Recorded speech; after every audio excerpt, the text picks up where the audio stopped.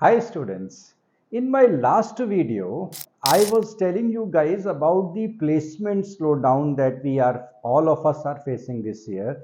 Nearly all B schools, T schools, including the top ones are facing a placement slowdown this year. So I was talking about how to navigate that placement slowdown.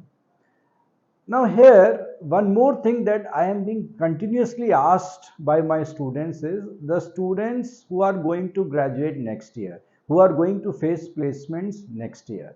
And their query is, what is the condition or what does the market outlook look like for the next year batch, for the 2025 placements?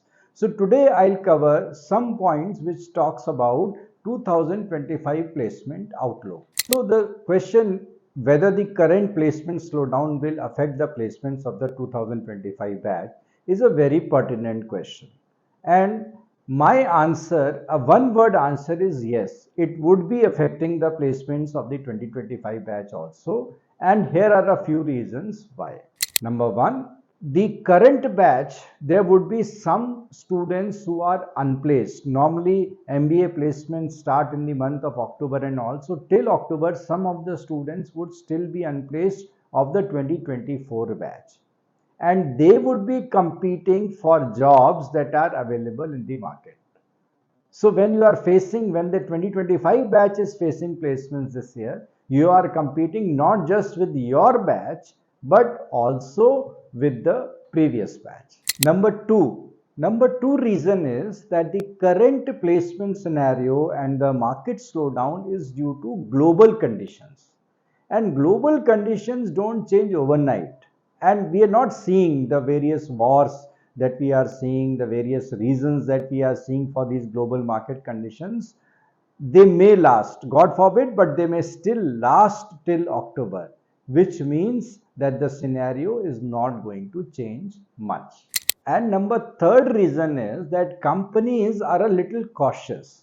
See, after COVID, they did some over hiring and they understood that there is a correction that needs to be done. So they are cautious after the COVID experience not to do over hiring. So while the hiring freeze may be lifted from companies, the hiring itself would be a little lesser. So does that mean that the 2025 batch students should be anxious? And now my answer is no, not anxious, but cautious. And I am going to tell you a few steps that if you take now, it would help you. And if you are a 2025 batch student, it would help you immensely. The first step that you can take is summer internships. I guess most of the students are in the middle of their summer internship or would be starting their summer internship very soon.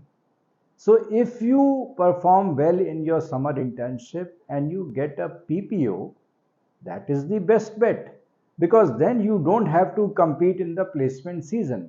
So focus more vigorously and more strongly on the summer internship and try to get a PPO from your current summer internship. The second thing that you can do is, which I think would be very effective, is that have a sectoral approach while you are preparing for your placements. Now, there are many sectors which are doing well despite the slowdown. And if you look at education, healthcare, FMCG, environment protection, utilities, these are all sectors that are doing immensely well.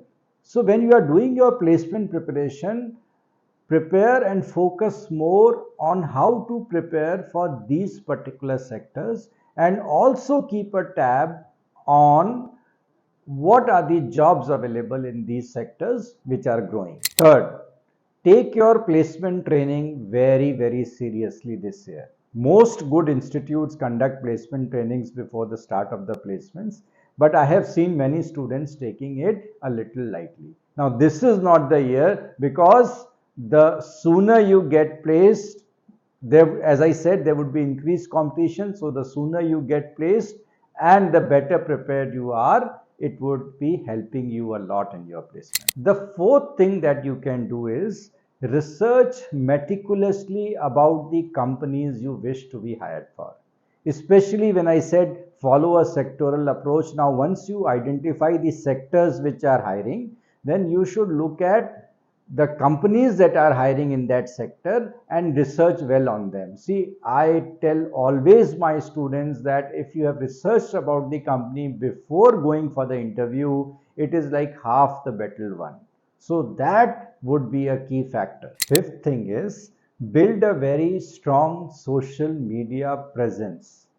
Your LinkedIn profile should stand apart from the rest of the people. Now, because most of the companies these days are looking at the LinkedIn profile of the students before going ahead with their decision of hiring. So, if your LinkedIn profile is good and your other social media presence is also meticulously planned, that would be helping you a lot. The other thing that you can do is network. Now, networking is something that in difficult time always helps. It's an evergreen solution. So how you can network? I think two kinds of people you should network, which I very strongly recommend. One is people who are coming, leaders who are coming to your institute for guest lectures, leadership lectures, and so on. So these are the people with whom you should talk to, keep in touch, and network. The other people with whom you can network, which would be very effective, is your college alumni. So these are the two peoples with which if you network, they would be helping you a lot in your difficult time. Seventh point is build market skills, build the skills that are needed in the market. And I'll come back to the sectoral approach here. So once you identify the sectors which are hiring, you should be also knowing what are the skills that these particular sectors need. And that is where you can do some professional course or some kind of added qualification you can add, which will help you or increase your chances of placements when the companies come for campus. And one last point that I want to mention is seek a mentor. Now, a mentor is someone that can help you in a lot of ways. Whatever we mentioned, whether it is networking, whether it is preparation according to sectoral approach, all this, a person who can help you a lot is a mentor, preferably from the industry. And apart from that, a mentor can tell you what are the pitfalls you should avoid, what are the how to handle failures, and so on. So a mentor is always very important. In these difficult times, a mentor would be helping you even more. So students, while it is going to be a difficult next year, I think all these points I told you, don't take anything as not important or unnecessary or trivial. All of these points would be helping you a lot in getting placed next year. Wish you all the best, and if you like the video, keep watching.